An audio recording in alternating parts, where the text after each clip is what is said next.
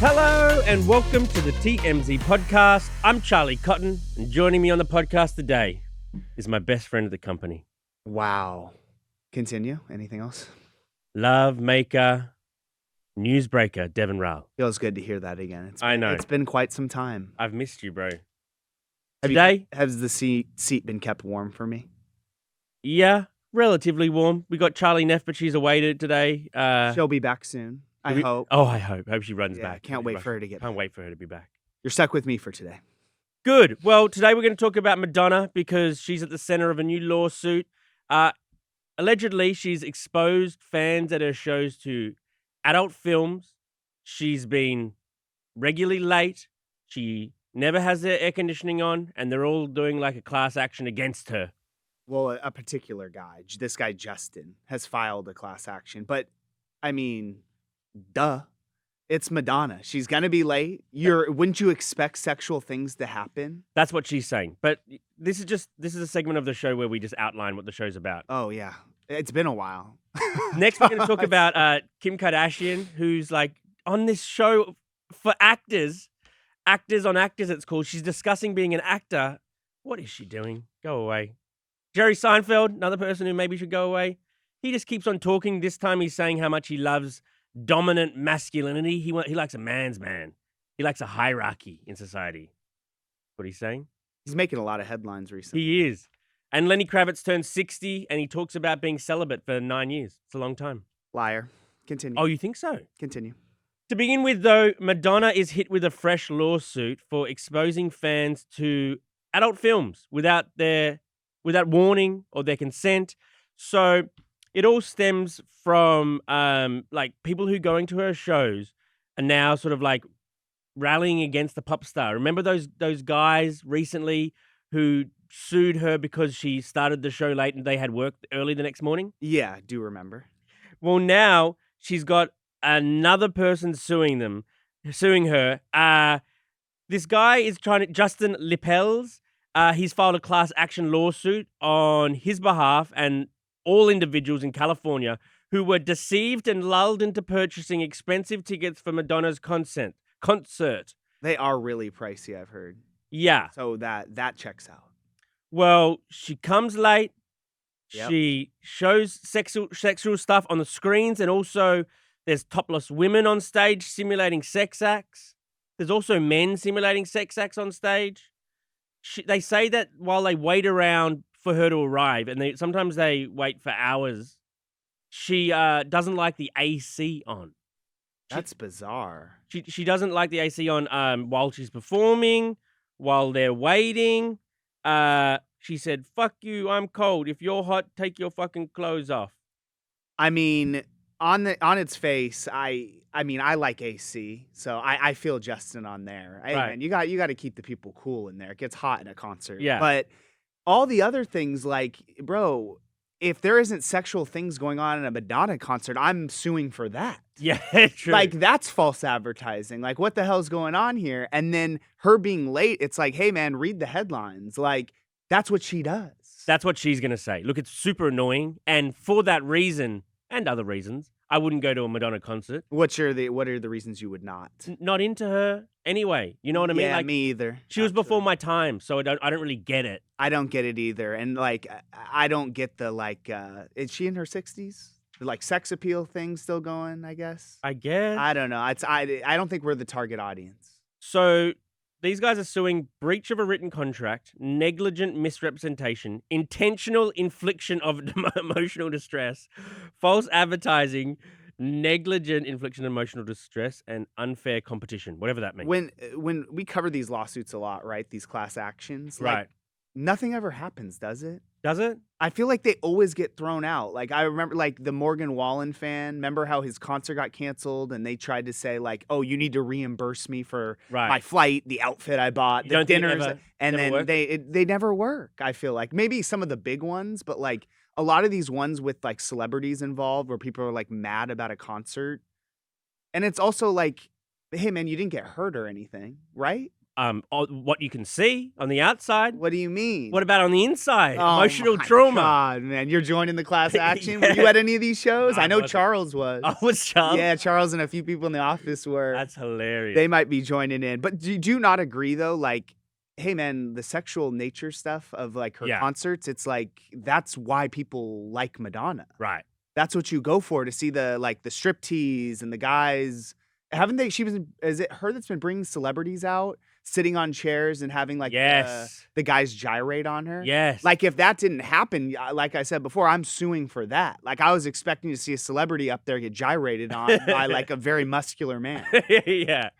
You know what I mean? Yeah. Well, they want their money back, and they also want. Well, Justin does. Justin and does. whoever adds on, I guess. They also want a disgorgement of profits. Learned that word today. Disgorgement. Enlighten me. They basically want whatever money she made out of them, that they want to be like, reimbursed per capita. Not only reimbursed for the tickets that they spent money on, they want like a share of the profits. You explaining me legal words did not have that on my bingo card today. Right. Okay, let's get on with our next story.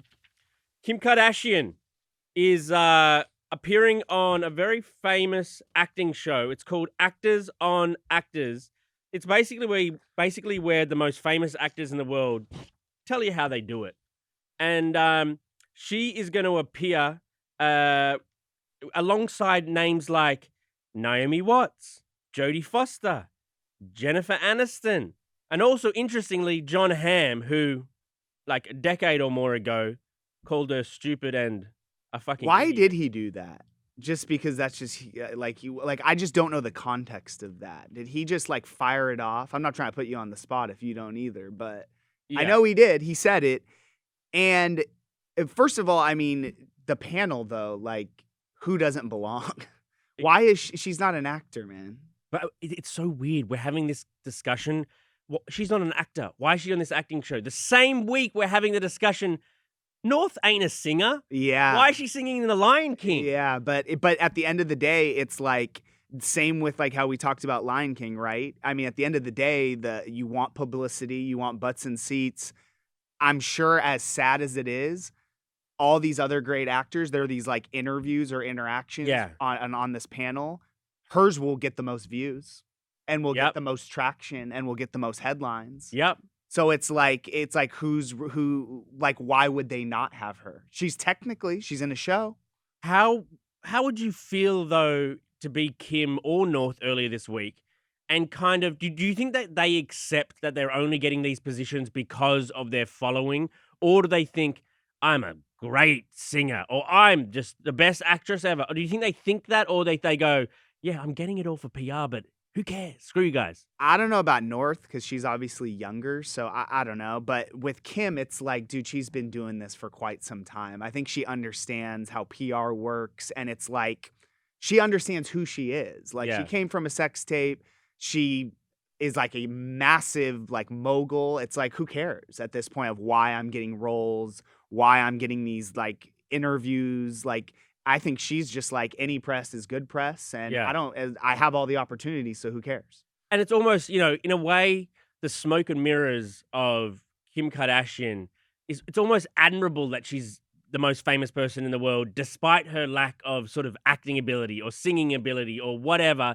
She's still the most famous person in the world without that. Yeah, no, totally. And also, I feel like this headline, I was looking into this story. So she's going to be talking with Chloe Savell. How do you spell it? Savig. I know who she is, but I'm not even going to try her last name. Right. This is great podcasting. But it's not like it's Kim and Jon Hamm talking together. It should be. That is something I want to see. Yeah. Like that's what they should have done. It's going to be like they're just like in the same like series of like actors talking to actors. But they're not in the same episode. They're not in the same episode. So it's like non-story. PR. Okay, on to our next story. Jerry Seinfeld, he continues to talk. Like, he's trying to do PR, I guess, for his Unfrosted movie, which... Terrible. Did you see it? No. Oh, I saw half of it. So bad. I haven't heard a glowing review of it yet. But for some reason, he's doing, like, the podcast round, and he's just going on everything, except the TMZ podcast. But he's going on everything. Yet. And this time he is on a podcast called Honestly with Barry Weiss. Let's listen to what he has to say. He's a fan of a man's man. In that era, again, it was JFK, it was Muhammad Ali, it was Sean Connery, Howard Cosell. You can go all the way down there. That's a real man. I miss a dominant masculinity. Yeah, I get the toxic thing. I get it. But still, I like a real man. What? I watched the little longer version of this clip, and he did, because I saw this at first, and I'm like, when you think of masculinity, I don't think of Jerry Seinfeld. He admitted he's not one of those guys, right, that he never reached that. I think the point he's trying to make is that there are, or I should say, some people think that there are some good traits of being masculine that are good for society, and like women or other people or men even look up to other people about those traits, and that like not all of masculinity is toxic. I think that's my take. I don't know how you took it.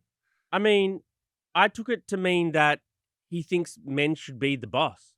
Like, he discussed how we've gotten rid of he said he misses the unspoken hierarchy in society that was back in the day. And he was talking about that, just so you know, because I believe that's what he was explaining, because like a lot of that movie, what's it called? Unfrosted, talking about the hierarchy. It was like there was a very hierarchy in those companies that were like fighting over trying to like get the Pop-Tart. But anyways, but when he talks about traditional hierarchies, he thinks the men should be the boss of the household.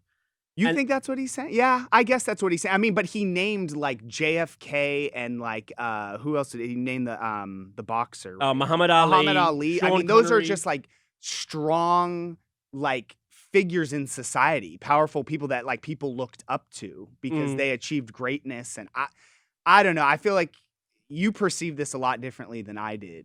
I just think that like, why is he talking about like the roles of men and women in society? I think the more he talks, the more he makes Larry David look like an amazing show creator. Yeah. Because Larry David, who was like the guy behind Seinfeld with Jerry, has gone on to do Curb Your Enthusiasm, which was fantastic and very kind of Seinfeld-esque. Yeah. Jerry Seinfeld, I mean, it makes me question how much involvement and... Like you're trying to say Larry David was Seinfeld. Right. The show. And I think he's just proving that with every interview, every like creation afterwards. I know, I hear you, and I feel like a lot of people, because like I said, he's been making a lot of headlines recently, and I think a lot of people have your similar sentiment with this, but at the same time though, man, he can have his own opinion, can he not? These are his opinions. I think he's getting older, and now he's just like, I don't really care anymore. Like, I'm just going to say how I feel. And like, you're able to say, I think you're an idiot. Yeah. And that's just how he feels. I know. I just wish like this PR tour would just be a bit shorter. Like, why is he still out there? Well, one more show, right? One more show, Jerry. One more podcast. We'll be very fair. Okay. On to our almost news segment. Lenny Kravitz is 60 years old, and he's been celibate for 9 years. The world's sexiest 60-year-old man. He is a sexy man. He's a sexy man. He is. He works out in leather pants. Yeah, I don't know about the whole bit he does and the stuff he wears, but dude, the guy's got swag. He claims that's not a bit. He claims that he often works in his like works out in his street clothes. He says, yeah, he's been celibate for 9 years. He's just waiting for the right one. What do you make of that? I'm speechless. I was left stunned when I saw this headline this morning, because he's been with some amazing women. He's cheated on them, which is, I think in this interview, he said that was part of it. His dad, I guess, cheated on his mom, and he didn't want to become like how his dad but then he kind of did. I mean, what do you think about this? Like, I don't understand why he would lie, I guess. But I don't think he's lying. My reaction is just like, what a waste. Like totally. It's like, dude, what are you doing? You only have a few years of like good sex left. Yes. How old is he? He's 60. This is coming out because he's 60. Like what a waste. Well, it is. I'm like, imagine like you or me with that body, that fame, that voice, That everything. that everything. Could you imagine what our lives might be like? I mean, you would I would at least imagine that his options are endless. Endless. Like any type of girl, any age of girl, like level, because he's famous, so he can get famous people. What a waste. What a waste. And yeah, I mean, it's like, I'm speechless, man. I'm speechless. He also talked about how, like, he didn't go by Lenny Kravitz, like, for long. Like, What do you mean? He used to be known as Romeo Blue. That's actually a cool name, too. I didn't know that. He didn't want to use his real name, Lenny Kravitz, because he thought it sounded like a Jewish lawyer, and it wasn't rock. Wow, that he kind of does, but he's so cool that It's he's like, over. yeah, that he's like proceeded that to where Yes. it sounds cool. But now that you say that, but on it, wait, what did you say? Something blue? Romeo Blue. It's a pretty cool name too. It is. He told us in the article he sleeps naked. Well, that's not shocking. Just imagine this naked, buff, 6-year-old guy in the silk sheets, not banging. Yeah, it's bizarre, or he's doing this because, and again, I don't think he's like hurting for women, but like puts this out like as like a fishing line, Right. and all of a sudden every girl's like, wait, what? I know. Throwing themselves. I'll be the at one to him. break your streak. Yes, exactly. The thing is, though, if you're 9 years out of practice, like, I don't think the first one back it's going to be like, it's not probably not great. going to be great, but I would have to guess he's got a lot of practice reps in his life. Before the 9 years. Yeah, it's He's a like, bit it's like rusty. riding a bike, though. You You know what I mean? Like he's Yeah. just gonna jump right back on. He's ridden that bike, I'm guessing, millions of times. Right. Okay, Deven. Well, it was nice to have you here. Yeah, man. it was good to be back. A little rocky at the start. I forgot how the show was formatted. No, that's fine, bro. Yeah, it's been a while. Yeah, miss you. Yeah, I missed you too, man. Okay. Later. Thanks, guys. Bye.